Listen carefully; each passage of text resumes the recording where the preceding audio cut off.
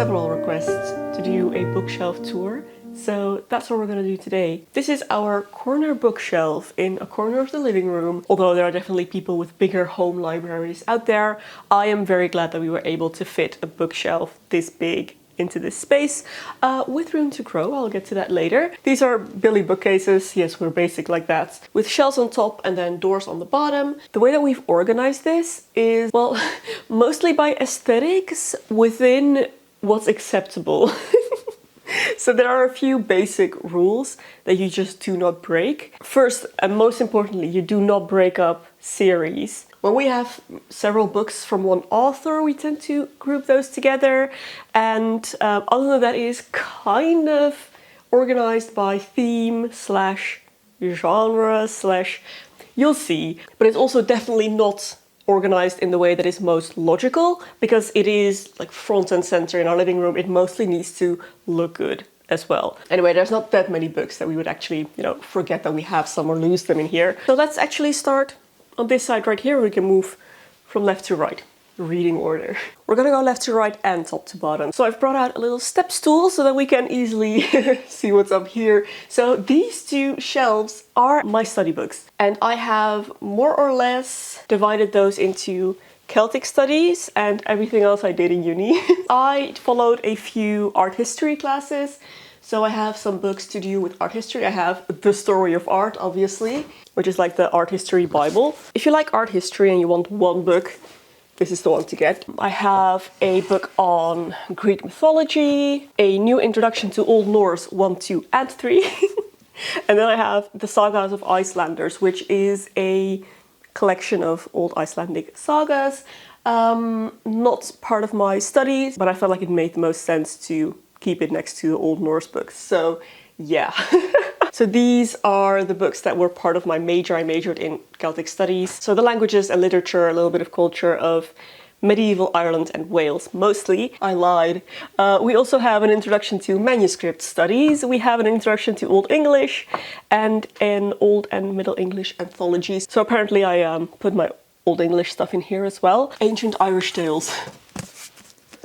I didn't actually have this when we were studying, even though this was one of the main kind of sources that we used in Irish literature classes. But my husband very kindly tracked this down and got me a copy like 2 years ago, maybe? But I always recommend, when people are interested in Celtic studies and like Irish, medieval Irish literature, this is the place to go. Ancient Irish Tales by Cross and Slover. It has everything and it's fantastic. It's a really good translation.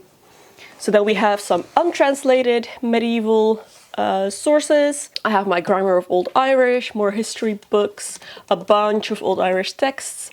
Then moving into Welsh over here, obviously the Mabinogion, the translated and original versions, my Welsh dictionary, and this is my Old Irish, Old and Middle Irish dictionary, which this is a funny thing. This is the compact edition, and in case you're wondering why, it has 4 pages on every page. This is the size of the writing, and yes, we did use this in tests, and yes, it was absolutely horrendous. This one is on display because I feel like I earned this as a trophy. One level down are some of our Harry Potters, millennials.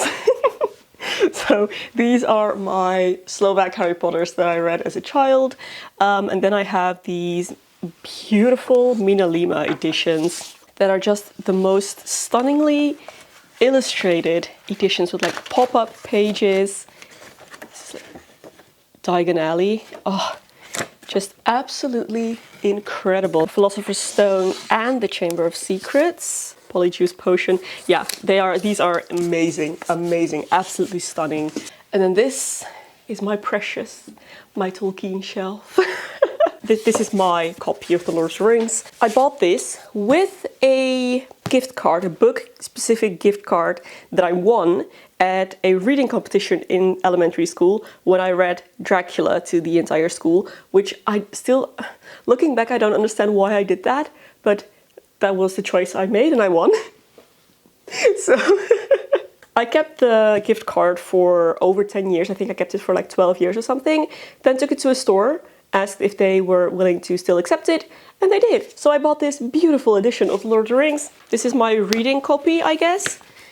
but it's beautiful. It's beautiful. I love it. Then I have The Children of Húrin. I have a little version of The Hobbit. I don't know. I thought this was just really cute. I feel like The Hobbit should be a tiny book. So this is my little edition of The Hobbit. We have The Silmarillion, and then my illustrated editions of Lord of the Rings. I bought this one. This is The Return of the King, illustrated by Alan Lee, who, in my opinion, is by far like the top illustrator. I bought this illustrated edition at a discounted book fair, I guess, where they were selling books that had something like little things wrong with them. So beautiful. And they only had The Return of the King. So I bought The Return of the King, fully intending to buy the other two books at a later point, you know, just the proper undamaged versions.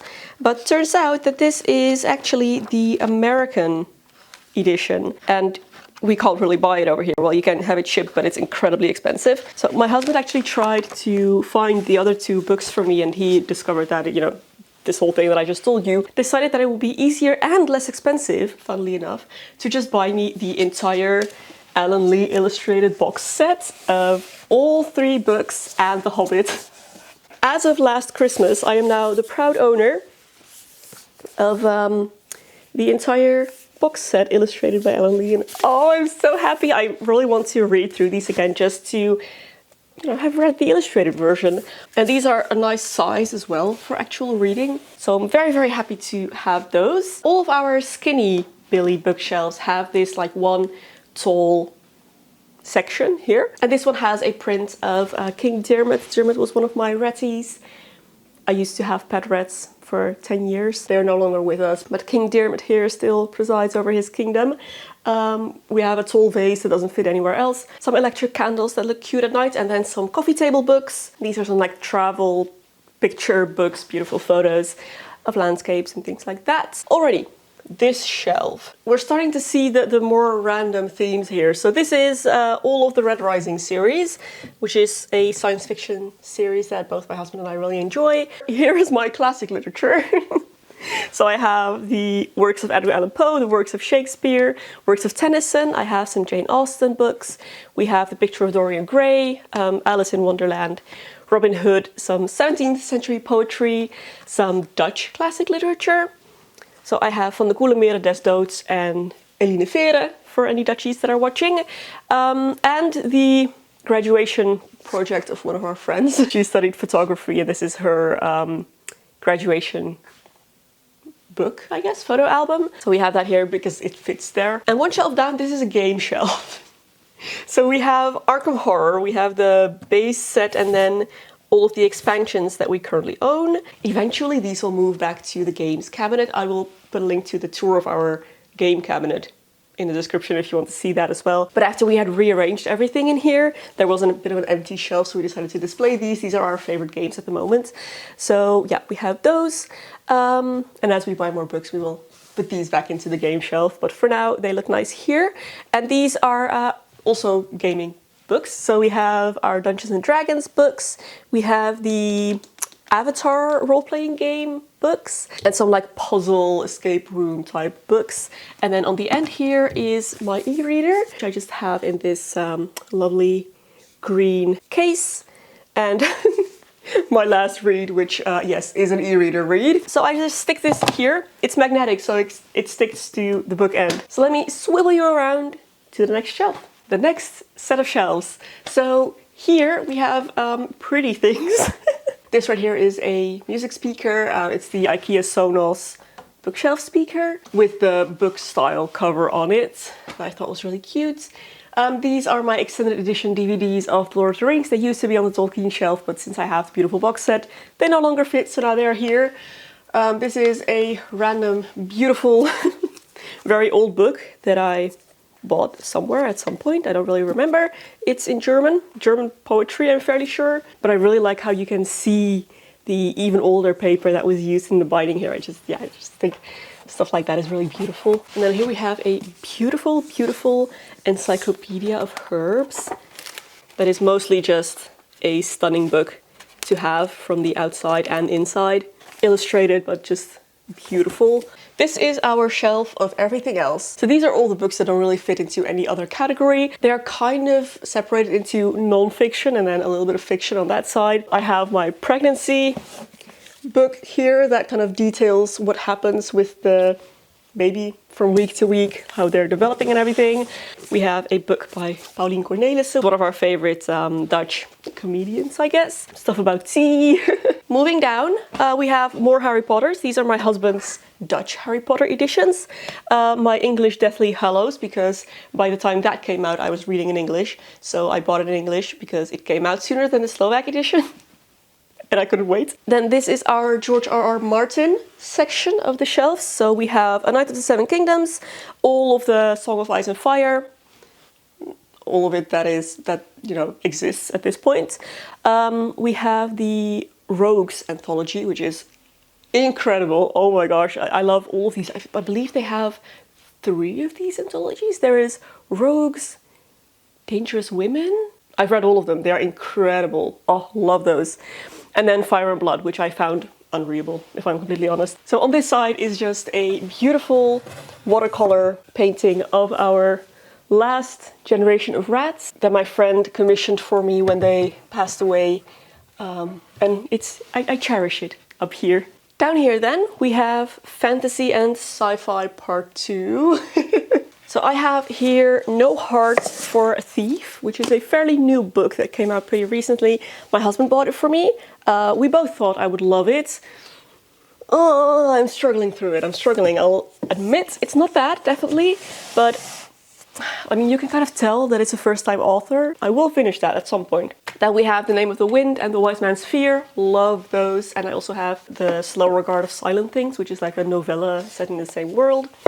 I have the first Witcher book, which is another one I've been trying to read for years. I pick it up every now and then, but I just can't really get into it. This is the Czech translation, by the way. I don't speak Polish. Then we have my current read. I am currently reading the Mistborn series. I just finished Mistborn 2 days ago. So I'm now reading The Well of Ascension, and then there's one more to go. The Brandon Sanderson trilogy. Then I have a few of the Robin Hobb books. I have The Willful Princess and The Piebald Prince, which is again a novella. And then I have the Fool trilogy, and these I only have these like the random middle of the series parts because my friend gifted these to me.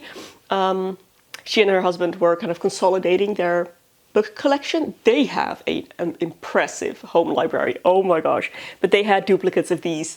So I was the lucky receiver of those, but I do want to complete this series because I really, really enjoyed those books and I want to have them on my bookshelf. And then here I have The Children of Earth and Sky, which was a medium enjoyable read for me. I did finish it.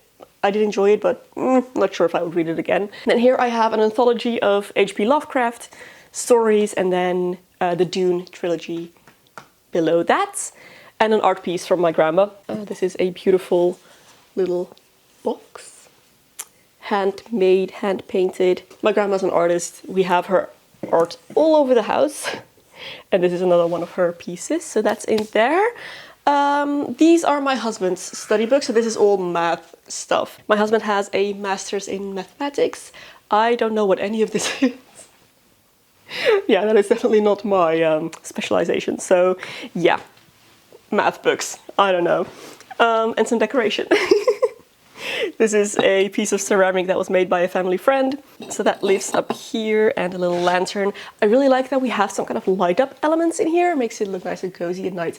We also have lights above the bookcases that kind of shine into the bookshelves themselves. Yeah, here we have another little one of my grandma's artworks, a little plant, and my husband's ukulele. I had to scoot you way back, but we are now at the bottom level of our bookshelves. So as I mentioned, we have doors on both of the wider cabinets and on the outer narrow one. You can't put a door on the center narrow cabinet. If you have one of these setups, a door just doesn't fit here. There's no room for it to open. So here we have some parenting books. I have the Baby-led weaning book, Hunt Gather Parent. Floris's baby book is in here. And then our wedding photo album and guest book are in here as well. Our beautiful wedding photo album.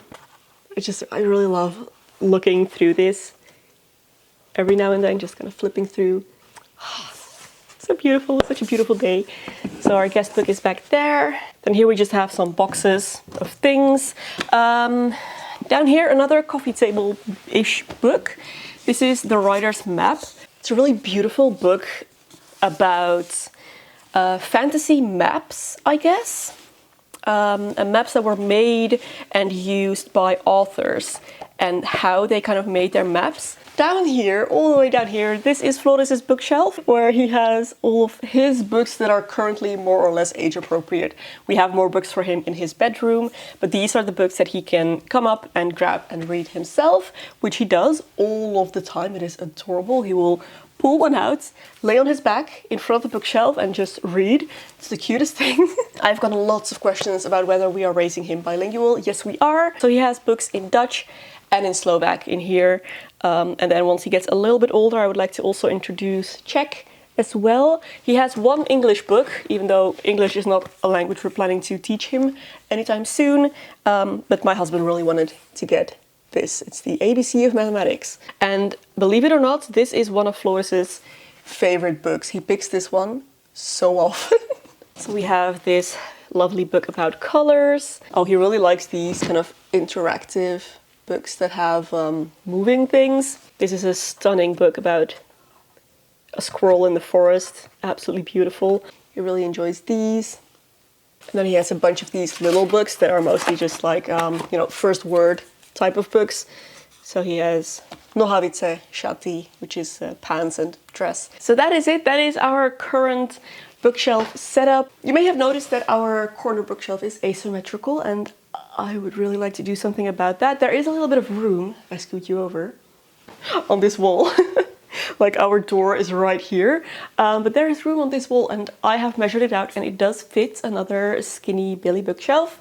So at some point we will buy that and install it over there. It will cover the light switch, but we don't use the light switch anyway. We have an IKEA smart home system that we use to turn the lights on and off, so we won't really miss that. So yeah, eventually I would love to have another one over there. But for now, most of the books that we want to have in the living room fit into here. So we'll need to buy some more books first, which is not going to be a problem. And we do have books in other places in the house as well. I have books up in the attic, which is where I keep all of my art books, my costume history books, all of my makeup and hair books. Yeah, so those are all up in my sewing studio. Then we have cookbooks in our beautiful large armoire. But yeah, this is definitely most of it. So I really hope you enjoyed this little tour. Thank you so much for hanging out with me, and I hope to see you again in my next video.